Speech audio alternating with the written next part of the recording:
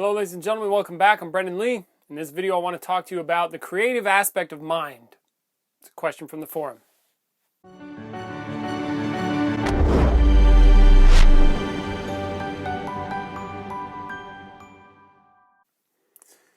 Okay, good, welcome. Question is, thanks for writing in. If you want to write, check the links in the description. In his book, The Genius of Being, Peter Ralston talks about how the creative aspect of mind can be used to our advantage, such as creating a mental image to align the body with a principle.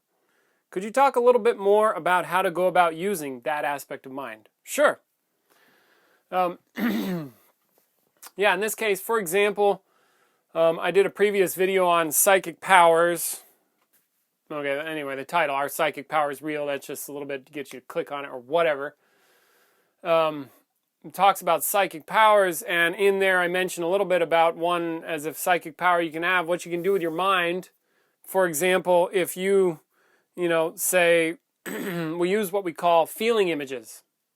And this shows up more in the Marshall training, the Art of Effortless Power, where in order to create something within the body, we use a particular mental image that is aligned with a principle so that we can change our relationship to our body and our environment, say, and we use our mind to align both our mind and our body with the principle. So, for example, just one example, utilizing the principle of grounding, which is to, increase your connection with the ground. Align with that principle is putting the attention below the feet, underneath the ground, you see? And something that we can do with the mind that also helps assist us in that is we use one feeling image, what we call a feeling image, but it's called the ball and chain, where you imagine that hanging from the center of your body is a massive chain, and that underneath the ground there's a really big heavy ball, and you actually imagine that to be the case. And when you do that, your body starts to align with this imagined reality. You actually imagine it strongly, imagine like it's real, imagine like it's really there and present. And it will start to change your relationship to your environment. Your body will start to align differently. You will feel differently in your body. These kinds of things. So this would be an example of aligning your mind with a principle, right? Or you can do whatever. For example, here's another one from my experience in boxing. When I'm teaching people how to dodge, for example, usually people will want to avoid the place where the impact is going to be, right? So then there's a fist, like you're with somebody, they're going to throw a fist or something like that, and you avoid where the fist is. So then I switch their minds around. Instead of thinking about it like avoiding an area, I tell them to move into the area where it's not. You see, and that's a different orientation, and then now suddenly it creates a different orientation to the event. And this is again using a creative aspect of mind, because all I did was have them switch how they thought about it. You see, and then or like you could even imagine a feeling sense emanating from your body that fills out the space in front of you and the space all around their fists. So then you move into the feeling space around their fists. And again, it starts to change the experience. People will think about it differently, feel about it differently, and then they will behave differently in relationship to that. You see, and create new skills. So the mind can be incredibly powerful in this case. Yeah. Cool. And then there was one more I was thinking about. Okay, good. Right. When we do like yielding training. So again, in the Marshall, but this is one big place where this shows up. Yielding, which is to give way to pressure. So that if you could see that if I put pressure on my hand here, that I could increase the pressure and then move, or I can decrease the pressure so that it takes an incredibly small amount of pressure to move the hand. Then sometimes when I'm teaching people this at the beginning, they'll start moving, but it'll be real sluggish. Like if you press against something that's really firm and then it moves, that means there's a lot of buildup of pressure. So to help them increase their skills, I have them do again, like something with their mind. I say, okay, imagine like I have a knife. Sometimes I actually get the knife and then do it. But I say, imagine like my hand is a knife and I can touch the skin, but anything more than just touching the skin, ow, it will then penetrate the skin.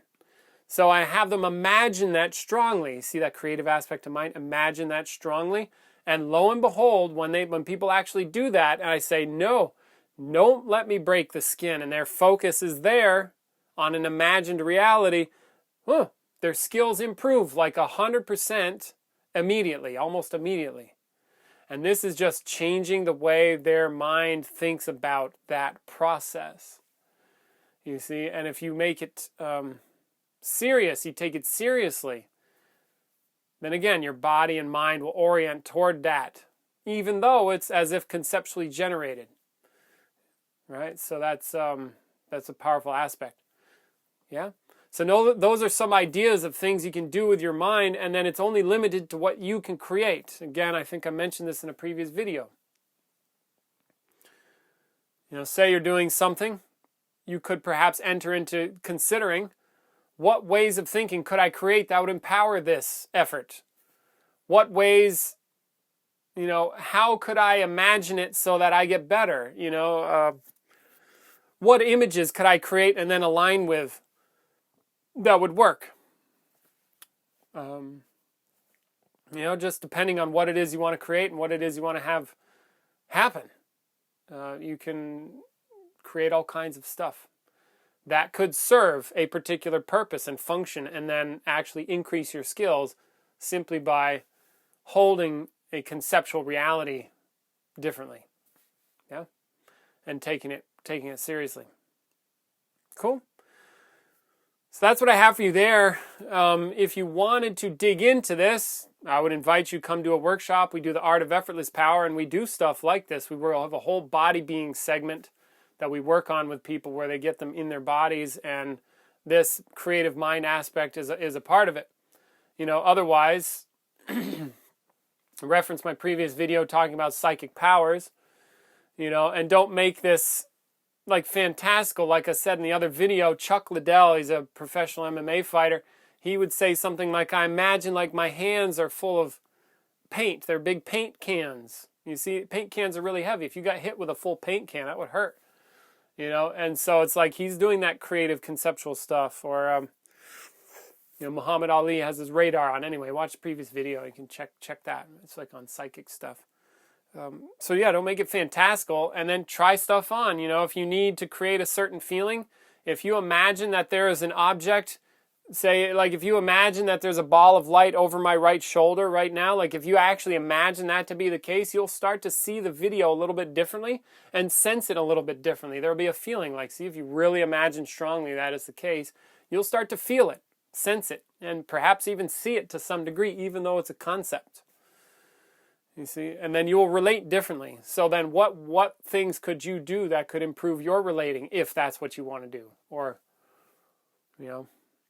how could you hold reality so that it works? Yeah. And then, again, like one other place this shows up, probably said this already, but like, for example, in the martial world, say boxing, if I think of myself as a target and really focus on the fact that I'm the target, I will start to notice that wherever the person is punching is going to be at the target. Which is to say that if I move the target, I will move the punch. I can start to move them around because I'm the target. We call this leading. And again, that's as if conceptually created, aligning my mind with this principle of leading. And then my mind changes, the way I perceive reality changes, the actions I take will shift, and the results will also change. And again, that's utilizing the mind in a very powerful and creative way that has real results. So I'm not just talking about foo-foo crap, which, as you know, I'm not really into. So, yeah. So there you go. Only limited to what you can create. So what could you make happen? Check it out for yourself. Thanks for writing in. I'm Brendan Lee with theBrendanLee.com in support of Consciousness and Skill Worldwide, which is founded by Peter Rawlinson. If you want to get a little serious, I've got a free course, paid course. Hire me to be an online coach, but most importantly, come here, do a workshop. You're invited. because the workshops will move you way more than any video book or whatever, because it's live in person. If you don't believe me, just ask some people that have been here. They'll tell you. Don't know how you would ask them, but maybe you know some. Don't know. Post a comment. Let me know. Okay? That's it. Much love. Keep kicking ass. Do good work. Be a good person or not. Till next time. Ciao.